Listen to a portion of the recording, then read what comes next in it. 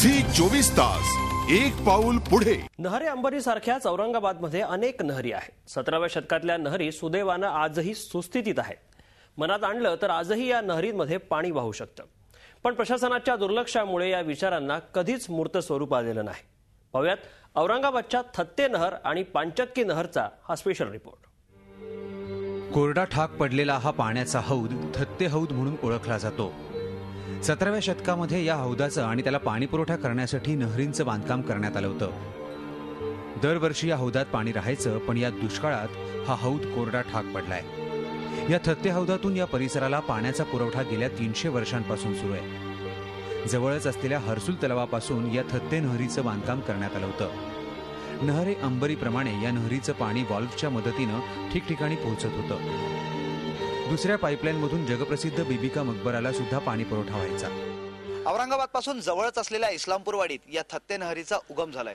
तिथेच तलावाजवळ एक विहीर बांधली होती आणि तिथून 10 बंबाद्वारे असं खेळवत हे पाणी इथपर्यंत आणण्यात आलंय।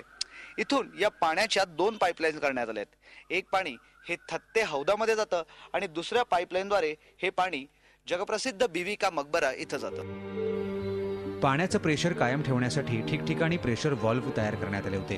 त्यामुळे पाणी खेळत राहायचं आणि ओव्हरफ्लो झालंच तर त्यासाठी व्हॉल्व्हच्या बाजूला टाक्या सुद्धा बसवण्यात आल्या होत्या, जेणेकरून वाहणारं पाणी गुराढोरांना पिता येईल आणि नागरिकांनाही घरी नेता येईल। म्हणजे पाण्याचा थेंबन थेंब वाचवण्याचा विचार या बांधकामातून दिसून येतो। या नहरीचा उगम शहराच्या बाहेर असलेल्या पहाडामागच्या तलावाजवळच्या एका विहिरीतून करण्यात आला होता।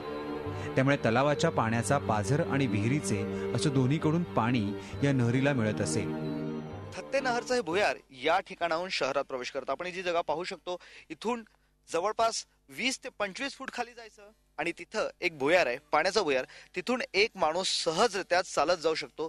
या भुयारचा प्रवास या पहाडाखालून असा लांबपर्यंत आहे। तिकडे ते मागे निघतं आणि तिथूनही अशीच भुयारांची मालिका आहे आणि या सगळ्या भुयारांमधून इथं पाणी येतं आणि या जागेवरनं हे पाणी शहरात प्रवेश करतं। अलीकडच्या काळात या नहरींकडे दुर्लक्ष झालं आणि त्यातून पाणी पुरवठा कमी होत गेला। ही नहर आतून सुद्धा फार मोठी असल्याची माहिती कधी काळी ही नहर साफ केलेले लोक सांगतात।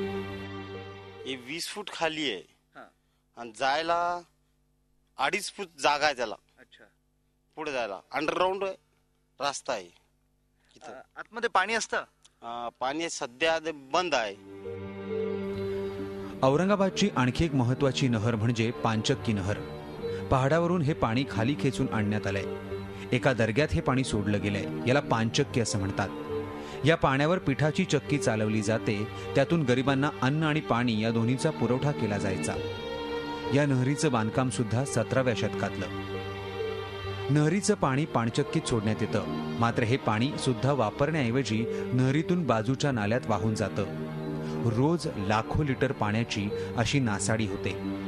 नहरीचं हे वाहणारं पाणी वापरल्यास कित्येकांची तहान भागवता येईल असं संशोधक सांगतात। या जर दोन्ही नहरीचा वापर केला आपण तर जवळपास म्हणजे 3 लाख हे आणि 1 लाख हे म्हणजे 4 लाख लोकांचा पाण्याचा प्रश्न सुटेल। या दोन्ही नहरींचा विचार केला तर जवळपास 1 ते 1.5 लाख लोकांची तहान भागू शकते।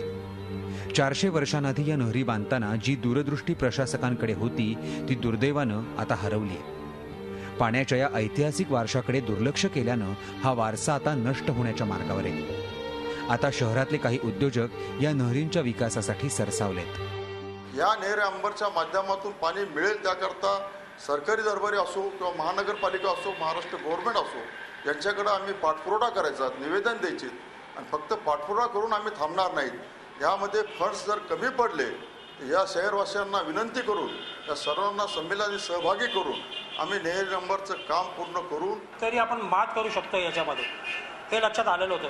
त्याच्यामुळे हे पूर्ण चळवळ उभी करण्याचा प्रयत्न केलेला होता। कदाचित या नागरिकांच्या प्रयत्नांना यश आलं तर आता नष्ट होत असलेले पाण्याचे हे स्रोत पुन्हा जिवंत होऊ शकतील आणि पुन्हा नागरिकांना हे पाणी वापरासाठी मिळू शकेल आणि पर्यायानं दुष्काळावर काही प्रमाणात मात करणं शक्य होईल। झी 24 ताससाठी विशाल करोळे, औरंगाबाद। झी 24 तास एक पाऊल पुढे।